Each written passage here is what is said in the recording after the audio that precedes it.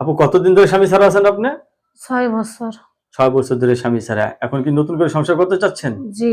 ছেলে যে বয়সের কোনো সমস্যা হবে? না, কোনো সমস্যা নাই না? না। তা বিয়ের স্বামী কি হয়েছিল আপনার? বিয়ের স্বামী আমার হলো ভালো ছিল, কিন্তু একটা মেয়ের ফক্করে পড়ে ওই মেয়েটা নিয়ে সে ভাইগে গেছে, আমার খোঁজ খবর রাখে না। এখন আপনিও চাচ্ছেন?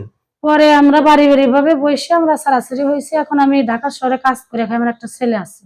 আচ্ছা। এখন আমি তো একটা ছায়ার দরকার, আমি একটা মেয়ে মানুষ, অবশ্যই, এভাবে অবশ্যই। চলা যায় না।